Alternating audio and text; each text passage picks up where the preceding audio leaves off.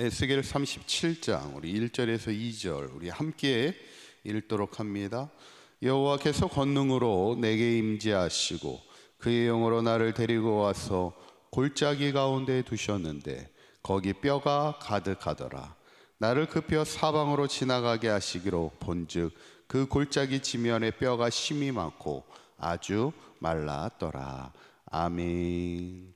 이제 지난 시간부터 하나님이 유다 민족을 향해서 회복의 말씀을 주시게 됐죠. 황폐한 땅에 열매를 맺게 할 것이다 말씀하시고, 특별히 하나님이 너희 안에 새 영을 부어주실 때 굳은 마음이 부드러운 마음으로 정결하게 회복하시겠다 말씀함을 보면서 결국에는 우리의 회복은 하나님의 영에 있습니다. 새 영이 우리 가운데 임할 때 우리가 정결한 삶으로 변화되는 것이고 황폐한 땅에도 열매 맺는 그런 삶이 되는데, 이런 항상 하나님의 회복의 은혜를 누리며 살아가는 저와 여러분들의 삶이 되시기를 간절히 축원합니다. 오늘 본문 역시 이제 하나님의 회복의 말씀인데 어쩌면 에스겔서를 대표하는 본문이 아닌가. 하나님이 마른 뼈와 같았던 유다 민족을 일으키시겠다는 그 회복의 약속입니다. 1절에 있는 말씀 한번 읽어봅니다. 시작. 여호와께서 권능으로 내게 임재하시고 그의 영으로 나를 데리고 가서 골짜기 가운데 두셨는데 거기 뼈가 가득하더라. 아멘. 하나님이 하루는 환상 가운데 에스겔을 데리고 골짜기로 갑니다. 그런데 그 골짜기, 이미 골짜기 자체가 뭐예요? 음산한 곳이잖아요. 그 골짜기에 뭐가 가득해요? 뼈가 가득하였다 그렇습니다. 과거에 그 킬링필드라는 그런 말 기억나십니까? 그 캄보디아에서 있었던 그 대대적인 숙청이 있었고 학살이 있었는데 아마 그 숫자를 헤아릴 수가 없어요. 아마 수십만 명에서 100만 명이 넘는 사람들이 숙청을 당하고 학살을 당했던 그 사건이죠. 참 인간의 잔혹함이 얼마나 끔찍한가를 보여주는데, 그때 당시 그 장소 집단으로 다 매장을 시켜버립니다. 그러다 보니까 그곳을 킬링필드라, 죽음의 들판이었다 이렇게 얘기하는데, 말이 등판이지 그 뼈로 해골들로 완전 산을 이루게 되는 것을 보게 됩니다. 그 킬링필드를 보다 보면 어떤 느낌이 듭니까? 절망적이죠. 그 뼈들, 해골이 가득한 그 산을 이루고 있는 그곳에 무슨 희망이 있겠습니까? 마치 오늘 에스겔을 통해 보여주신 그 하나님의 환상이 그 골짜기에 마른 뼈들이 가득하였다는 거예요. 그때 하나님이 에스겔에게 묻는 겁니다. 이렇게 묻습니다. 3절에 있는 말씀 한번 읽어봅니다. 시작. 그가 내게 이르시되 인자야 이 뼈들이 능히 살 수 있겠느냐 하시기로 내가 대답하되 주 여호와여 주께서 하시나이다. 아멘. 하나님이 에스겔에게 너 이 마른 뼈들이 살아날 수 있겠느냐는 거예요. 인간적인 생각으로 살아날 수 없죠. 그 마른 죽은 뼈들이, 죽음이라는 것은 인간에게 있어서 가장 큰 절망입니다.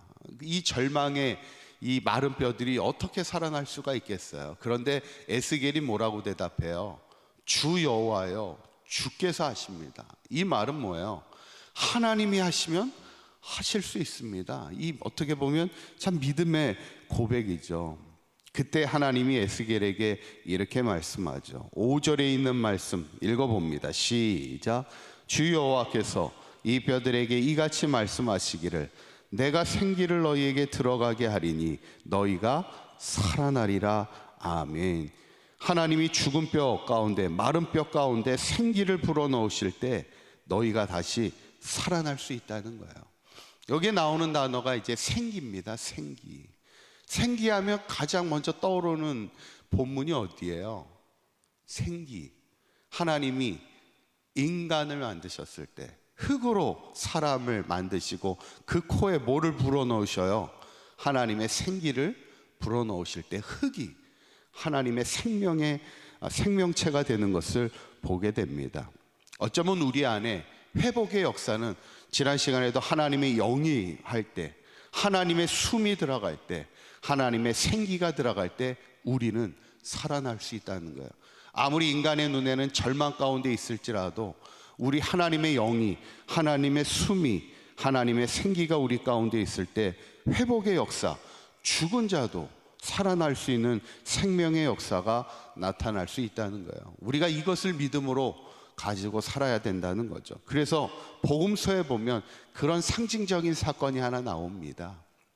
바로 예수님이 회당장 중 하나였던 야이로의 딸을 고쳐주는 사건이죠. 하루는 야이로라는 사람이 자신의 어린 딸이 죽게 되었으니 꼭 자기 집에 와서 고쳐달라고 간청을 하는데, 예수님이 도착하기 전에 그 딸이 죽게 되죠. 그때 사람들은 이미 죽었습니다, 이미 늦으셨어요, 이렇게 얘기합니다. 그때 주님이 뭐라고 얘기를 해요? 이 딸이 죽은 것이 아니고 뭐 한다고요? 자고 있는 거야. 그러면서 그 딸을 향해 뭐라고 말씀하세요?